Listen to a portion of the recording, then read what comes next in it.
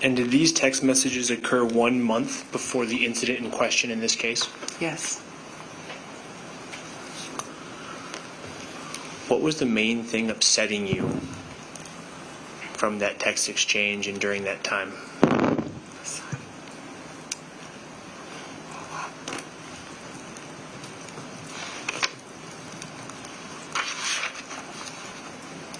There had been so much stuff over the past year. I didn't want to upset her because she would get agitated and I felt like I just kept shoving down my emotions to not rock the boat. When she was giving away Dad's stuff without telling us so that we could even look at it. Times we would set up a visit, and there was one time I drove all the way up and forgot about it. And she didn't show up, and we were worried. And then when we finally tracked her down, because she thought it was lost again, she'd forgotten and just had gone somewhere else for the day. And I'd done a whole trip for no reason. Just constant stuff. And I kept trying to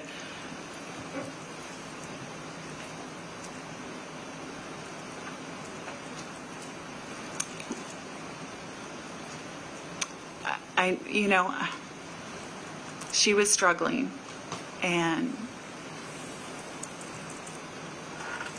I didn't say anything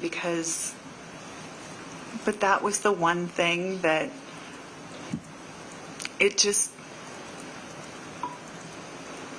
was so hard because we loved him too. And the people that were coming were going to be, I could guess who it was going to be, and it was probably a couple other retirees who could have come any day. And it seemed like she wasn't going to change it because she was more concerned about a couple of her friends than us actually being able to be there.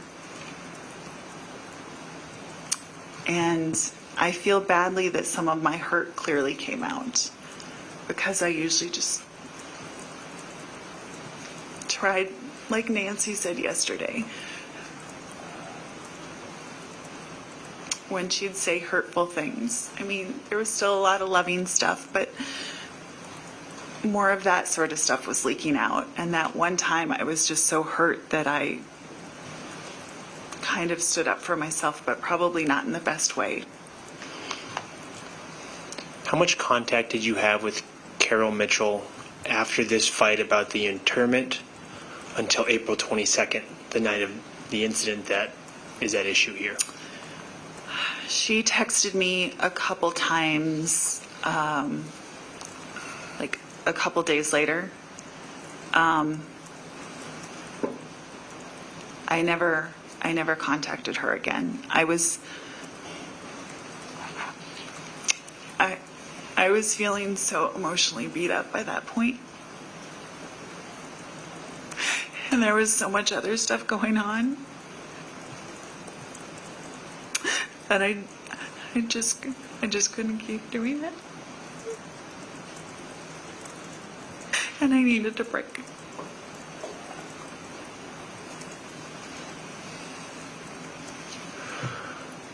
During that month where you were not communicating anymore with Carol Mitchell,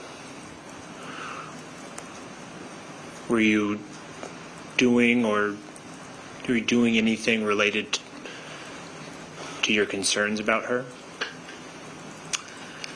I mean, I was hurt and I needed a break, but I was still also really worried. Because even that, like, she was so confused. She said, they were picking the date and it wasn't her date and there were another, like, it was just, and I don't know that she would have done that outside of the Alzheimer's. So I was worried. Separately, there is a little bit of a lull in April with work, and until the end of the month, and then things pick back up again. So I think around Easter break, I was way behind on cleaning stuff out of the house. And I started going through some stuff, and it included a couple old laptops that I was trying to figure out how to recycle or do whatever with, and to include one that Carol had given me. And before we talk about that laptop, did you do anything else or look anything else up online or make any phone calls related to options that you were looking into for Carol Mitchell? I mean, I've done a lot over time. Talked to lawyers. I'd pulled up, in the fall once, I'd pulled up, there's a thing on driver's license so that you can ask to have a family member checked. And they can do things like say, they can't drive past a certain distance. So like they know their town and they can drive there, but not, farther away where they might get lost. I'd pulled that up and almost did it. And then she got a new car with a GPS, and I was hoping that would help. I know at one point I looked up the Detroit Lakes Police Department to see if there was a social worker, because my town has a social worker, but they didn't.